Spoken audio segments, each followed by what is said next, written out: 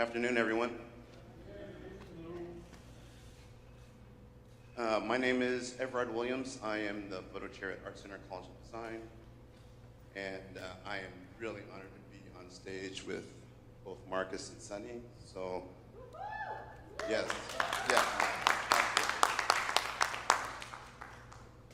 The way we have talked about kind of doing this panel is to, one, give an introduction to everybody, give a little context about the work that they're working on, and maybe continue to work on, and then ask questions as part of the moderated panel, and then go into audience questions, so that I'm sure that the stuff that you'll see on screen will be something that you'll be curious about and have additional questions beyond just the questions that I'm going to ask. So, without further ado,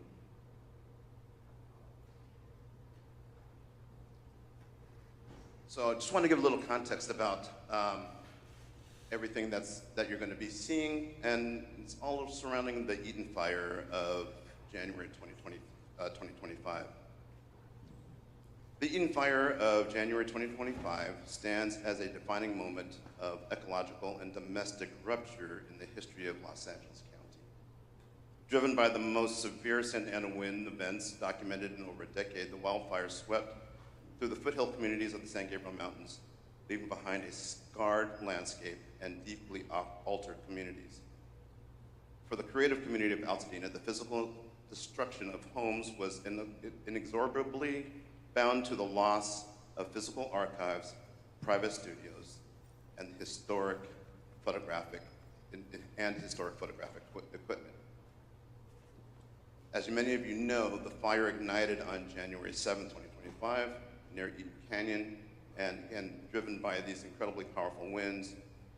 Within hours, embers carried by wind gusts of up to 90 miles an hour ignited residential structures over a mile away from the active fire front.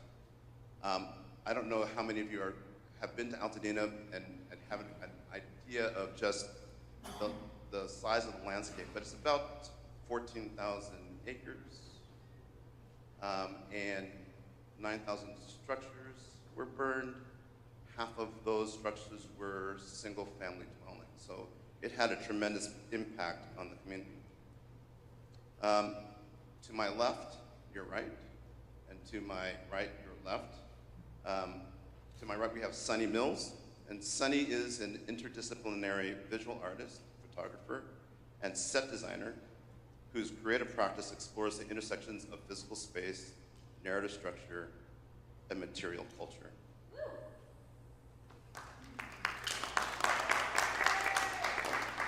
Professionally, Sunny has built a reputation within the music and commercial industries, serving as a video prop master and set dresser on high-profile productions.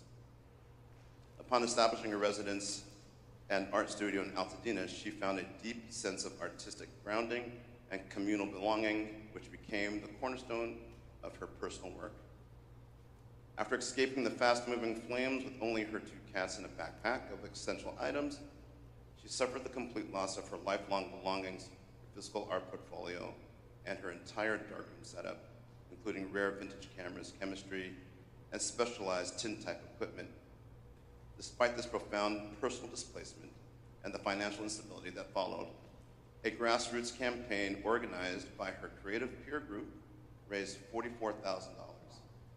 This speaks a lot to the photographic community and our relationships and how they, in time of need, will come and support.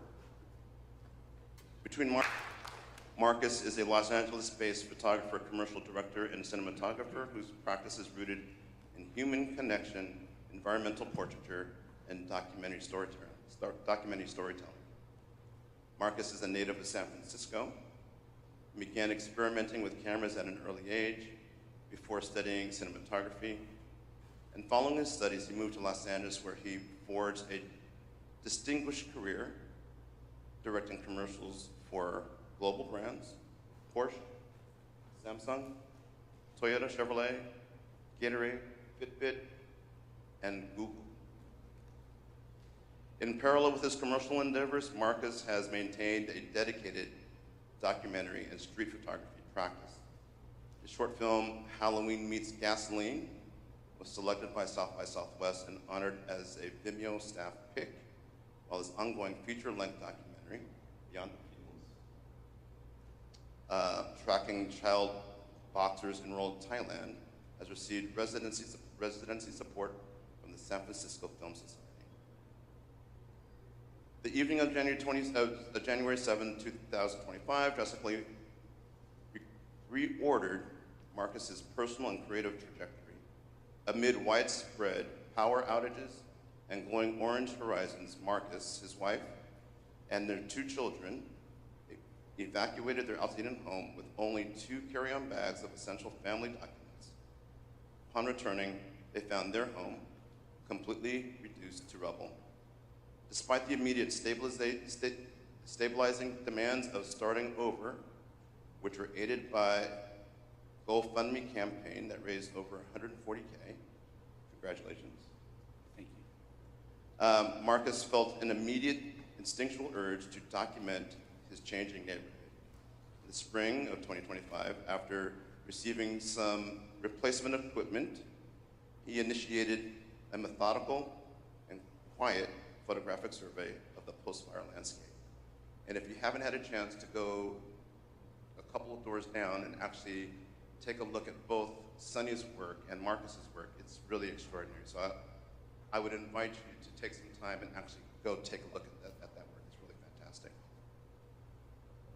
So the way that we're going to kind of move forward is I'm going to hand it over to Sonny to begin to walk through a collection of images, and then we're going to hand it off to Marcus to do the same. And then I will ask a few questions, and then I will invite the rest of you to participate in the question and answer section.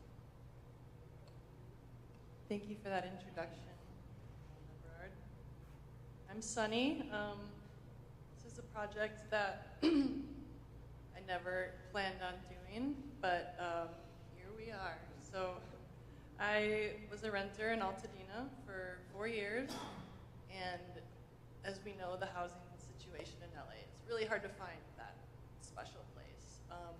So I found my home, and it had an art studio in the garage, and I had been practicing tintype for about 5 years, and I'd been a digital and film photographer for about 15, and mostly found myself working in the film industry, but photography's been my passion for a really long time. And I had a setup here in Altadena, and just giving you guys a little backstory. This was my house January 8th. It was a complete loss. Didn't get to save anything except for a couple backpacks, like Everard mentioned.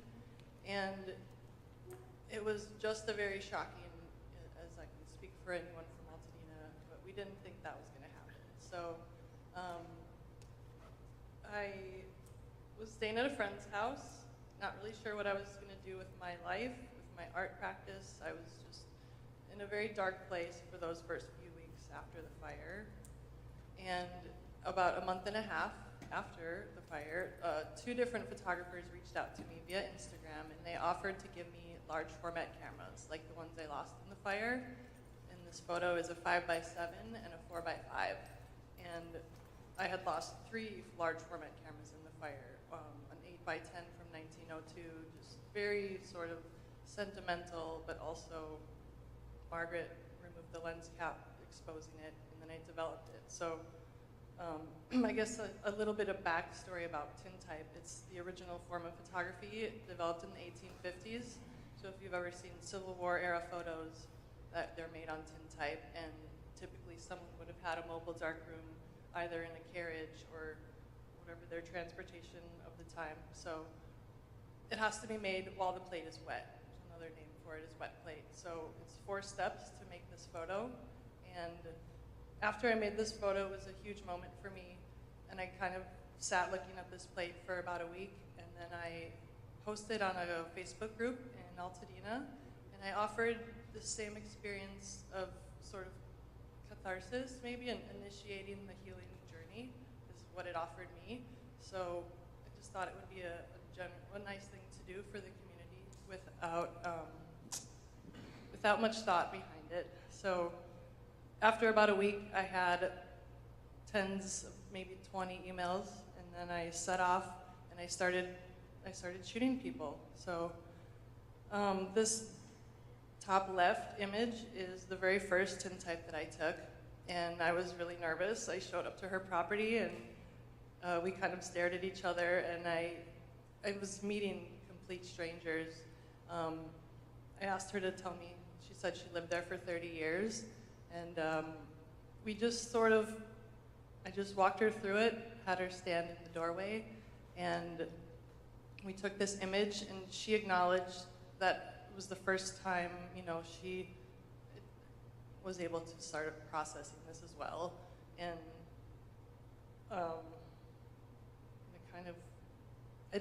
I have them smaller because of the quantity of plates that I made. I kind of just wanted to give a preview of the images, but I shot about 260 different families in this manner, and all through a booking link, and I didn't know any of them beforehand. I showed up with my mobile darkroom, and we did an introduction, and I've heard so many stories. People would cry and hug me, and it was the most touching thing I've ever experienced, and it offered me and also the people I met this form of catharsis that I never expected. I became this fine-oiled machine. Every morning at my friend's house, I would load up my car with my equipment, my cameras, and my darkroom, and I would drive there, and I would have everything handwritten, and I would show up to different addresses, and I would spend 1 hour per family, and I would do about 8 families a day, and then I would go home. I would dry, scan, varnish every plate, and be sitting on my computer sometimes until midnight, and then to do it the next day. So in total, I spent about 5 months going to the burn zone regularly, and with a combination of the families, once in a while someone would cancel. So I would have an hour of time free, so I would drive to the business district, and I would document these business structures and historical landmarks that were in the ashes.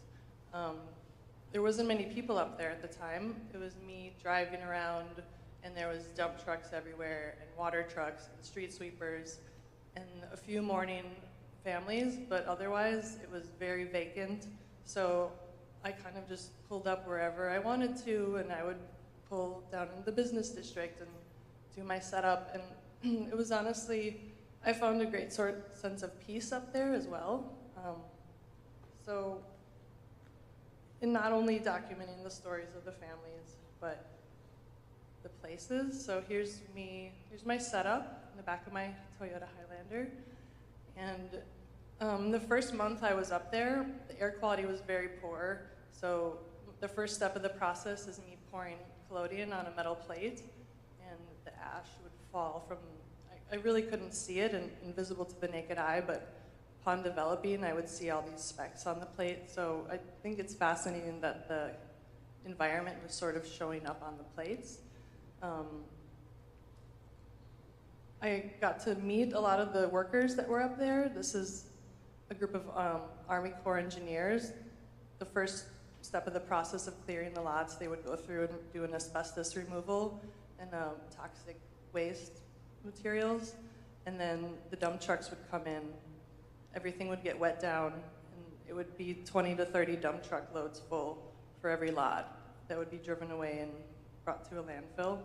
So I became so immersed in this project, it took over my life. And I not only wanted to document the stories of these families, but I wanted to know every step of the process so that the Army Corps was doing. I wanted to know the environmental impact.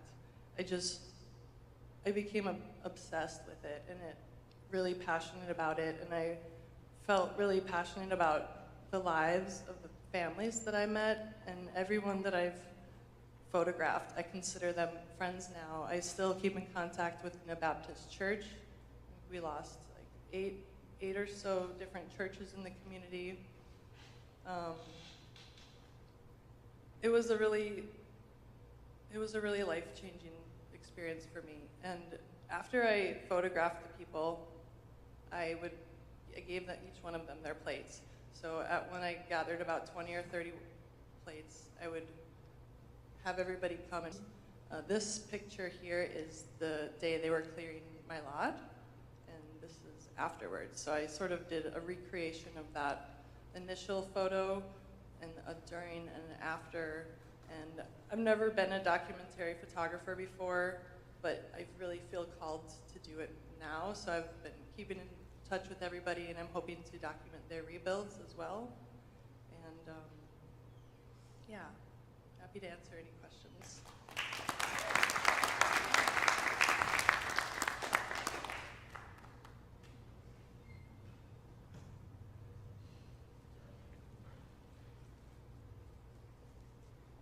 That's me.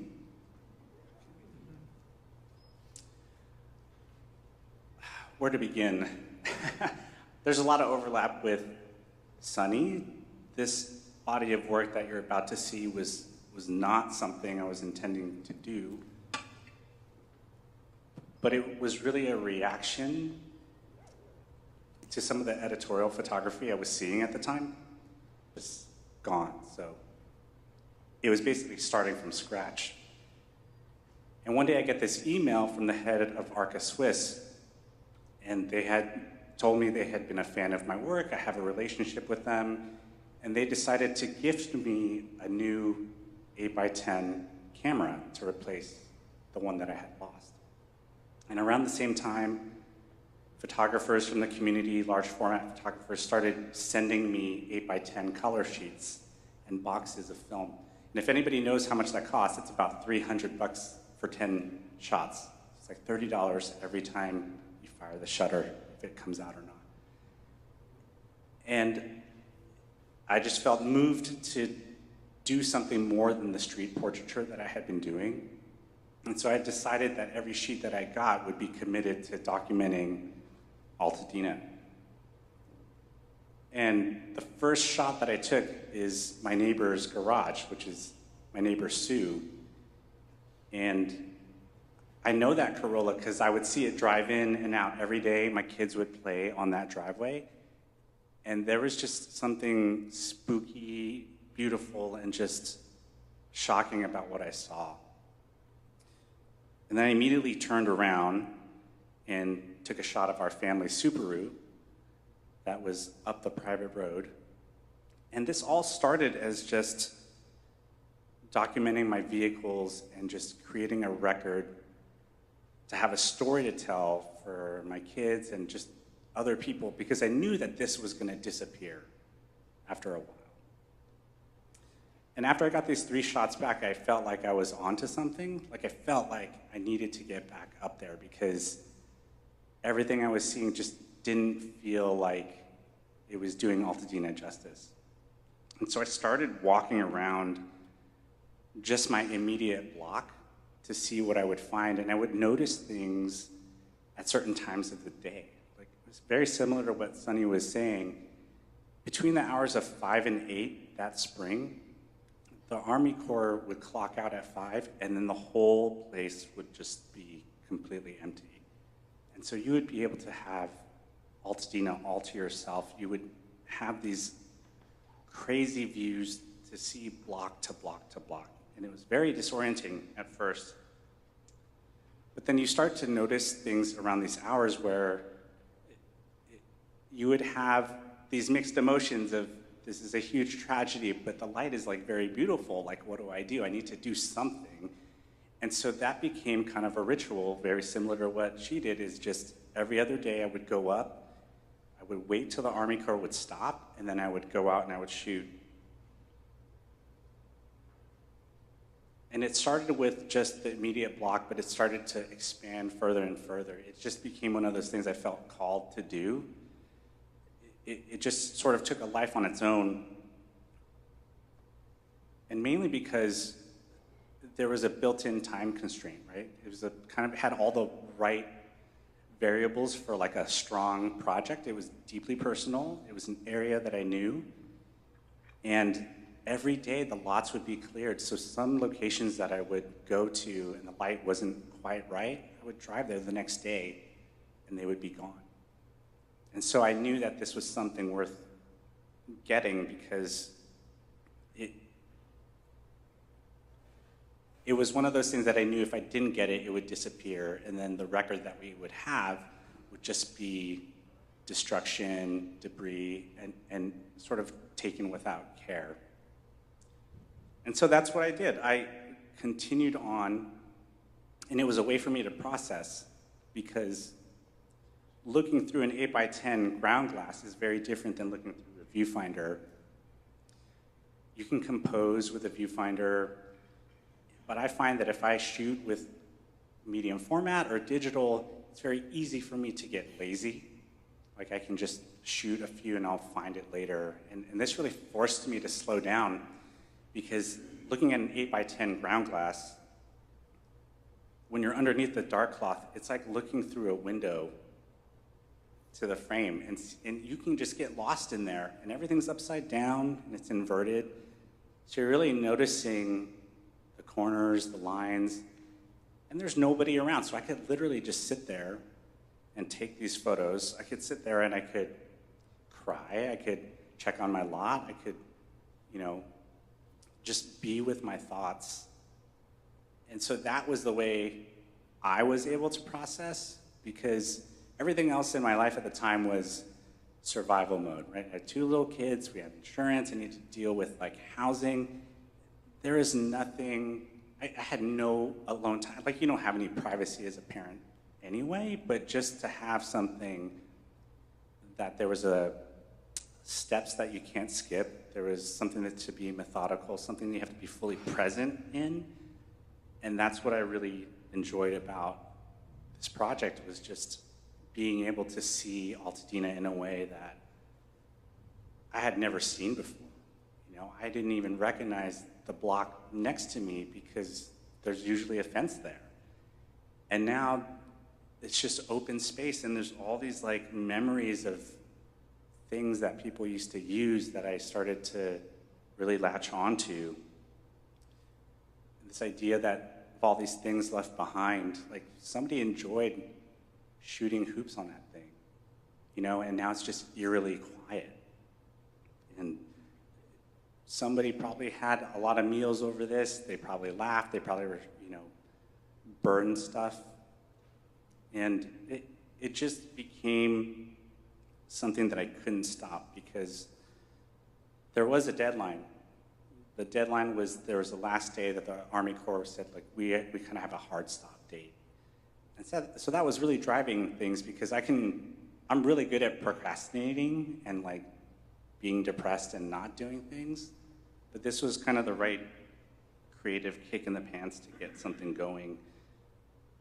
And I didn't know, and I still don't know where this work will go and what it will shape up to be, but I do feel that it's really important, because all of these spaces that you're seeing right now, they're completely gone.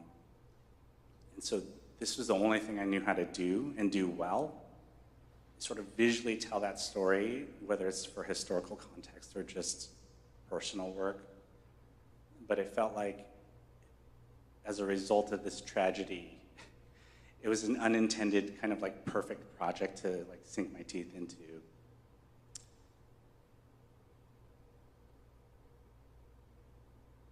I think the iPad's frozen here, but that's basically almost the last slide. So that's my spiel. Oh. That's the last one. But this is what a lot of people feel up there. It feels like we got left behind, and even with what you automatically knew that you were going to do, why didn't you choose to use digital? And how might that deceleration of time, because we're used to the endless scroll and all of those kinds of things, how did that impact the images that you ultimately made? Sunny?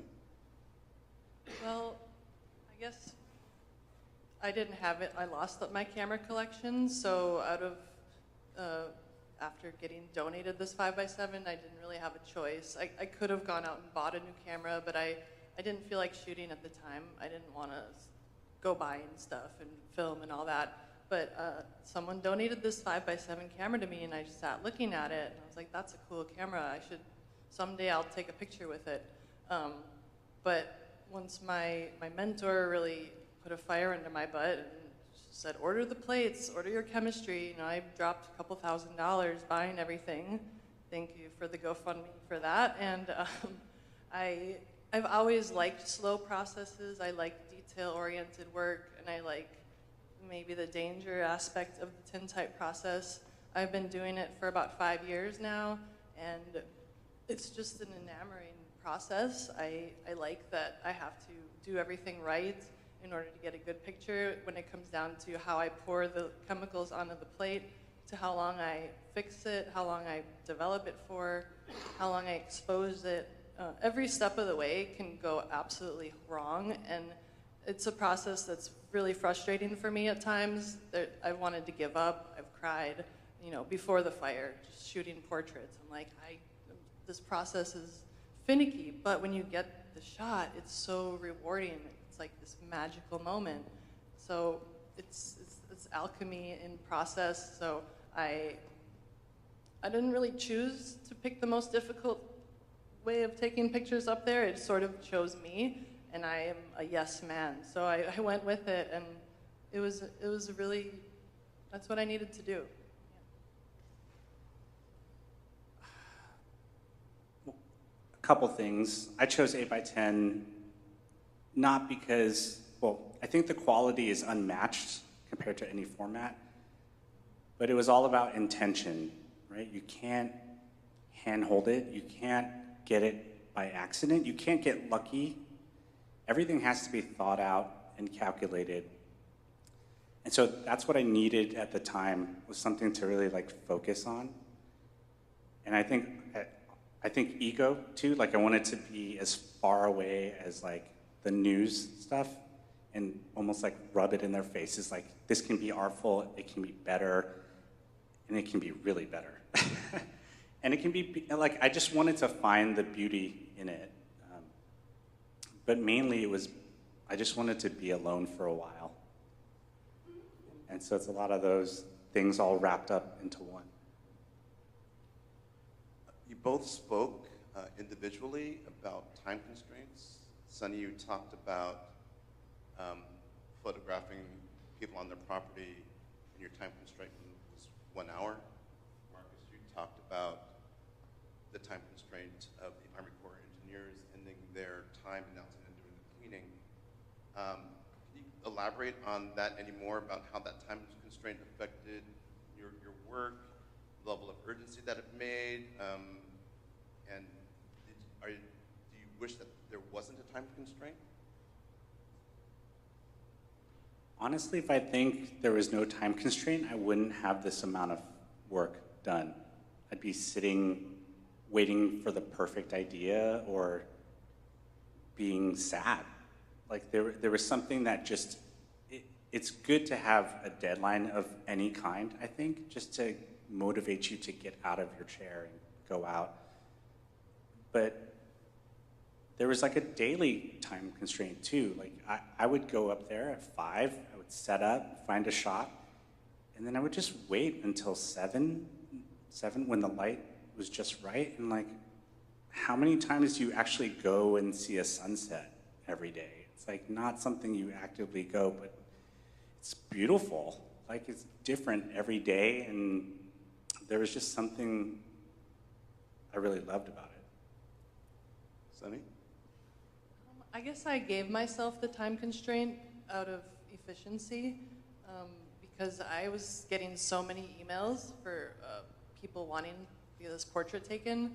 I was scheduling them from, based on best lighting. I was shooting from 10 a.m. to 4 p.m., and I would do 1 hour sessions. I would spend that time. The photo itself took about 5 minutes, but I don't want to just show up, take a photo, and leave. I want to spend quality time with each family. So I would show up and give introductions, and I would explain my process, what a tintype was. Most people have no idea, and they would walk me around their property.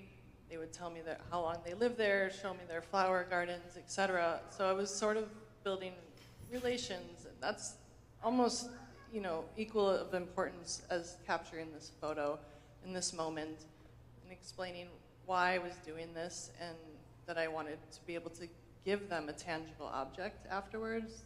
As an artist, that felt really important, and it sort of bonded us for this reason.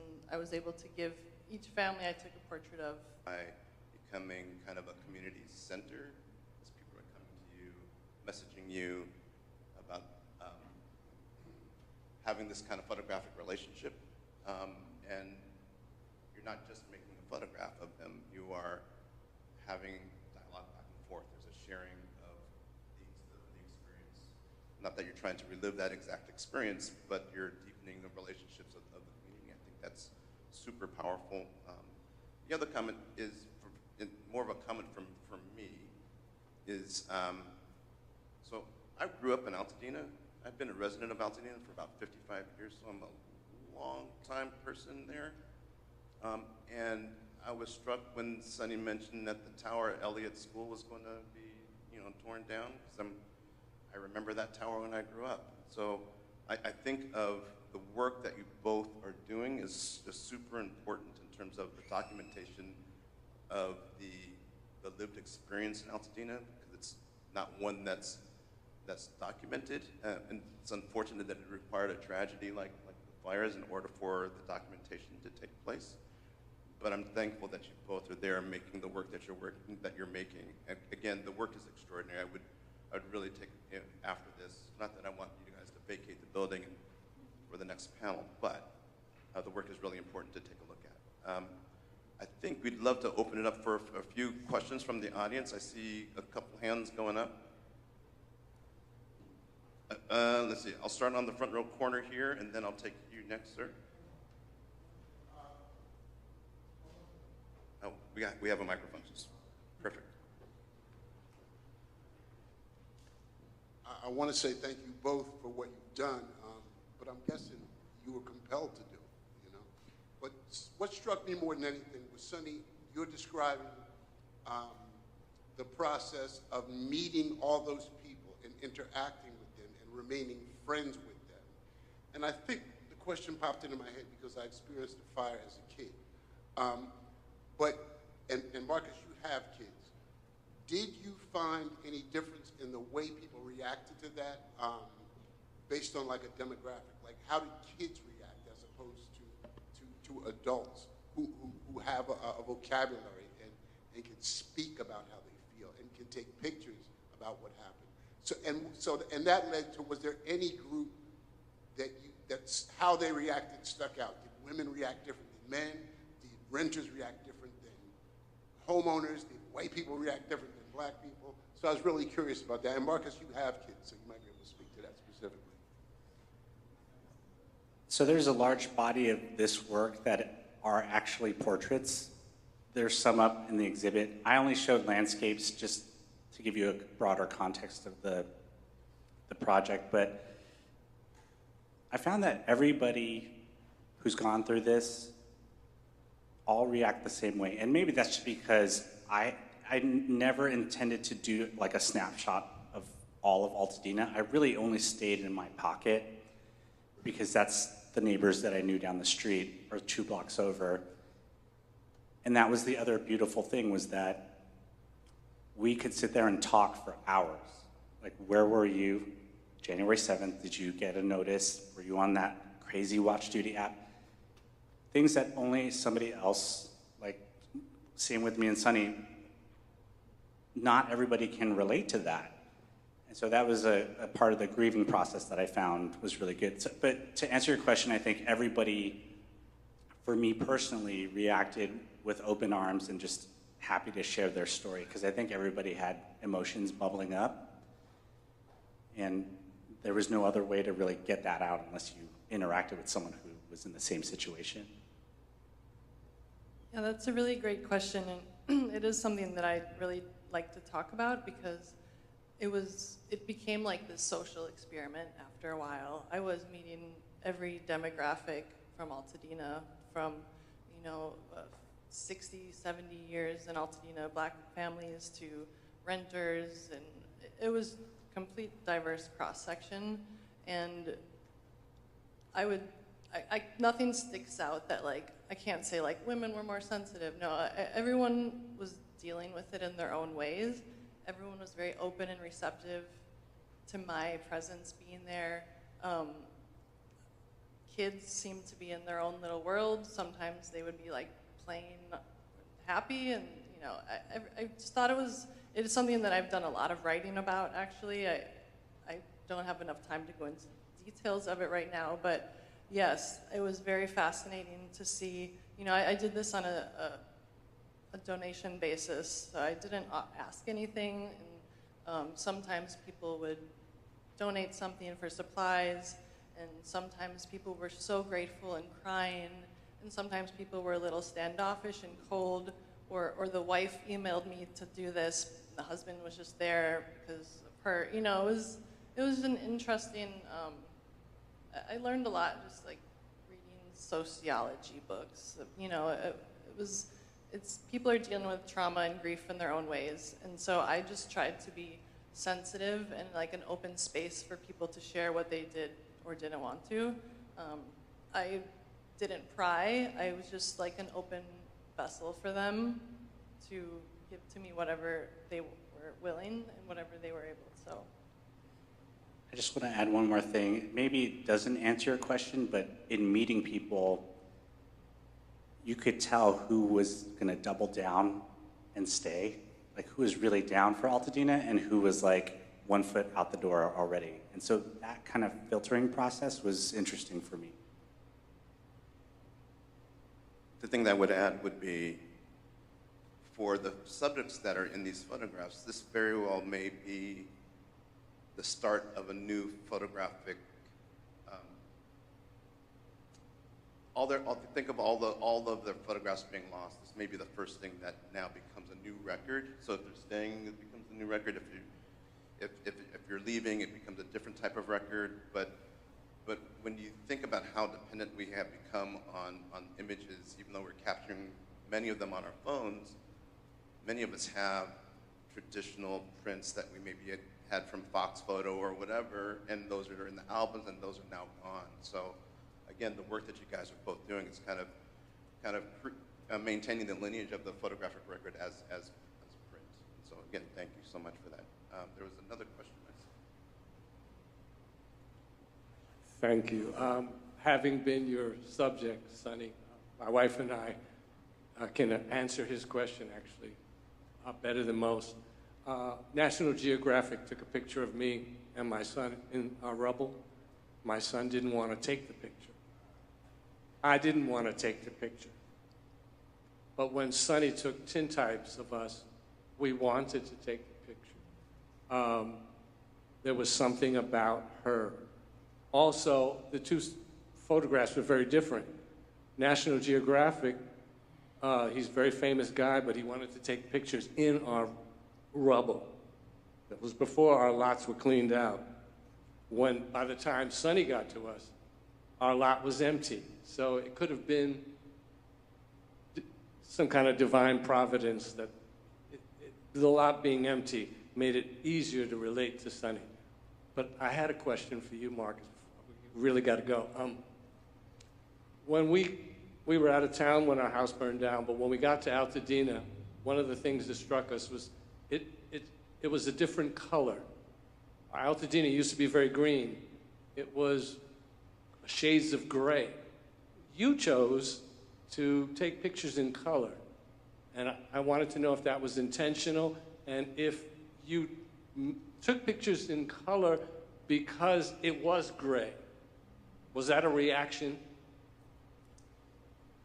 I usually shoot black and white for large format, but 2 reasons. I had this film donated, which was a big part that lifted my spirit to actually get out. But 2, the thing I love about black and white images, like Sonny's images, that becomes like this timeless piece, right? That you can look at any era. And I wanted a here and now look, the moment in time, 2025, from the spring to the fall. And so that's why I stuck with color. Even when I went through all the sheets, I just re-upped on color because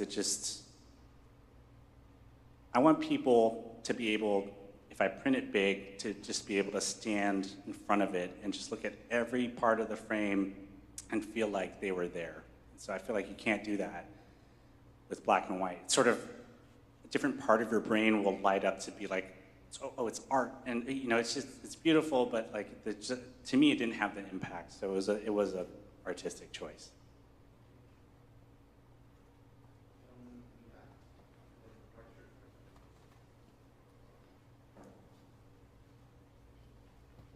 Thank you. My question is about the role of the photographer as director versus the role of the photographer as witness. And if this experience for both of you has changed your perspective on those two roles.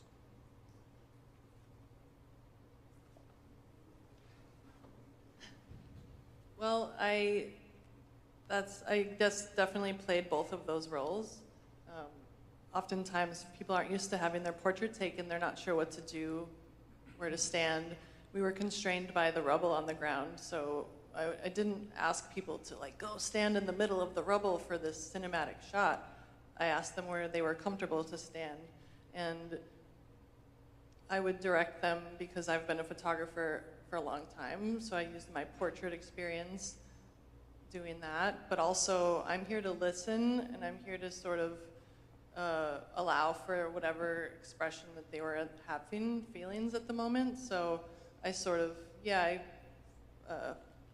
fell back and forth between those roles, and I just tried to make people feel comfortable and safe with me and let them know I had experienced this same situation, so they were in a safe space, and whatever came up in the moment would come up. So yeah, just kind of allowed for that, whatever to happen. It's a little bit of both for me, because for the landscapes, I tried not to stage or move anything, right? Like camping, right? Take nothing, leave nothing behind. But when it comes to portraits, I feel like just the act of interacting with someone, I've already manipulated the situation, right? So with 8x10 or large format, you need buy-in from the person to even participate. And so just that fact alone is already this like director-subject relationship. And so it is a little bit of, both for me. Any other questions?